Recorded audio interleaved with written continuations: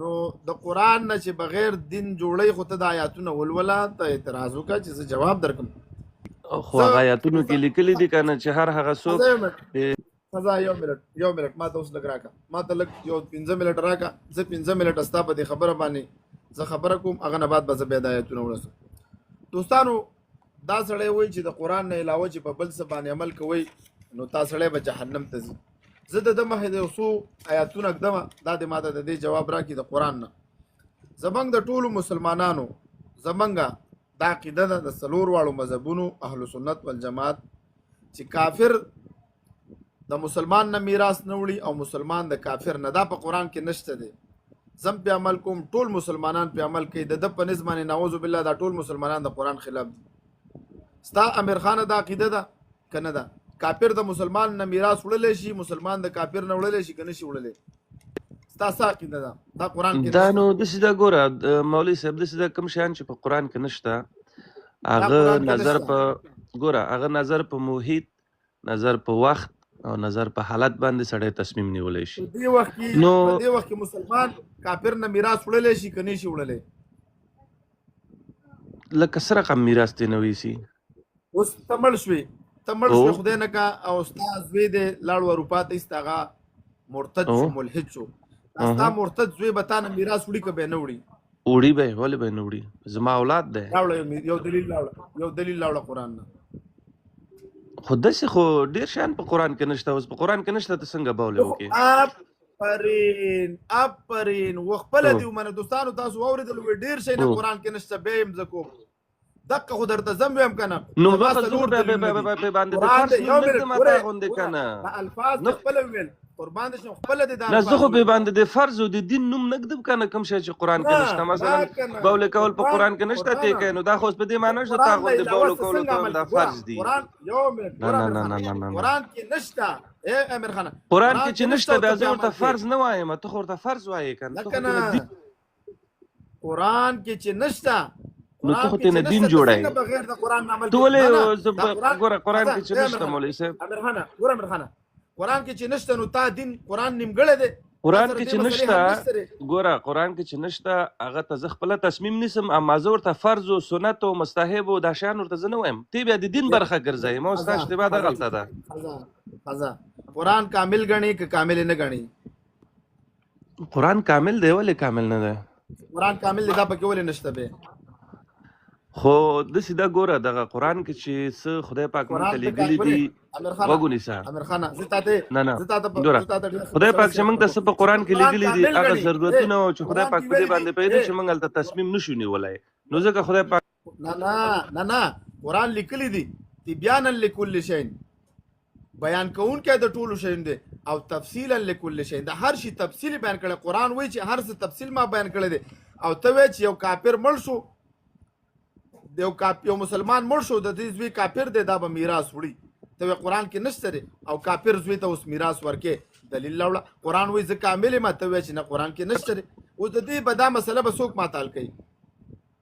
اوس دغه مسایلو کې تاسو خلک ګنګس کړي که نه؟ اوس قرآن کې نشته چې د ویالې نه خیز ووهه، دا موجود تاسو چې د ویالې نه کله خیز وهئ هغه ته بیا حدیث پیدا کوئ هغه ته. امیر خانه ابل اوس مې فتاوی میراث کې دا مسله ابو فاطمه ته موکله. ما نه یو کس تپوس کړی، زه خپله مفتي یم که نه تا ته پته، ما نه یو سړي دا تپوس کړی د کافر په باره کې اولاد کافر دی چې دې ته اوس د میراث به څه کوو؟ ما ورته ویل نه به ورکوئ. زموږ د مسلمانانو عقیده د پیغمبر علیه السلام حدیث مبارک دی، پیغمبر پاک صلی الله علیه وسلم فرمایي چې کافر د مسلمان نه میراث نه وړي او مسلمان د کافر نه وړي. ما ورته وضاحت وکړو تاسو سره د دې تاسو کافر ته میراث ورکوئ خو دلیل کې قرآن نه لري. بیا د عقیدم دا ده چې قرآن کامل کتاب دی، نو چې کامل دی نو څنګه پکې چې نوم ورکوې دلیل نه لرې که نه؟ تم خو هلته د یو خبره دې جوړه کړې قاله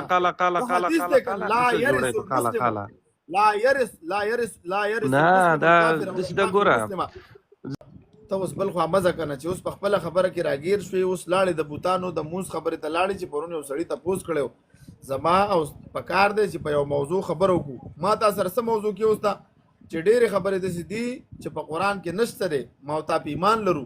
زموږ څلور دلیلونه دي، اول قرآن دی، بیا حدیث دی، بیا د اجماع او بیا قیاس د مجتهد دی.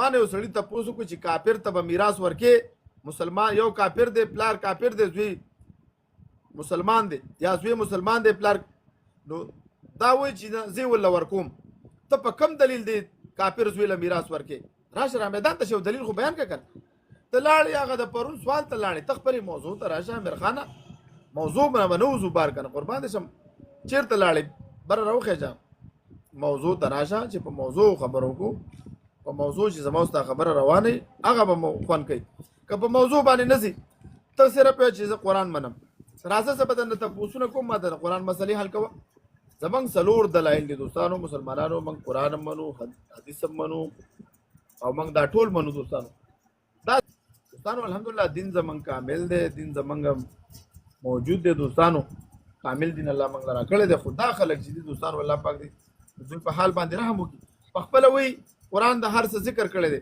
راشه قرآن کې د سورت الف لام میم سجده آیات نمبر 30 کې وضاحت موجود دی چې د موسی علیه السلام او د نبی علیه السلام ملاقات شوی دی دا ملاقات د حدیثونو ثابت دی اعوذ بالله آیات لولم استاسو مهدا اعوذ بالله من الشیطان الرجیم ولقد آتینا موسی الكتاب فلا تكن في مرية من لقائه نبی علیه السلام ته فرمایي وایي ته په شک کې مه کېږه چې د دې سره تا ملاقات کړی دی تا ملاقات په هغه د احادیثونو ثابت دی چې نبی علیه السلام کله معراج ته تو په بیت المقدس کې ټول انبیاء کرامو ته جمع ورکړو هلته ملاقات وشو بره بیا په اسمانونو کې ملاقات شوی دا ملاقات قرآن ذکر کړی دی پیغمبر علیه السلام ته فرمایي چې ته به د ملاقات شک نه کې پیغمبر علیه السلام دغه د ملاقات موجود دی احادیثونه ثابت دی یا لکه په نبی علیه السلام باندې وضاحت موجود دی ان الله وملائکته یصلون علی النبی یا ایها الذین آمنوا صلوا علیه وسلموا تسلیما ما ته قرآن ذکر کړی دی ما ته قرآن ذکر کړی چې په پیغمبر علیه السلام درود ویوه زه څنګه په پیغمبر علیه السلام درود ویم کوم الفاظ ویم دا دې ما ته قرآن ثابت دی وایي د مون نه مراد حکومت قایمول دي د مون نه مراد حکومت قایمول دي چې حکومت قایمین هغې دپاره اودس کول شرط دي اذا قمتم الى الصلاه فاغسلوا وجوهکم کله چې ته حکومت قایمې ته ورته مونځ وکړه ته ورته وایم اودس وکړه ښځه اودس دې مونځ ته وکړو دا اودس دې په چی شي ماتېږي بیا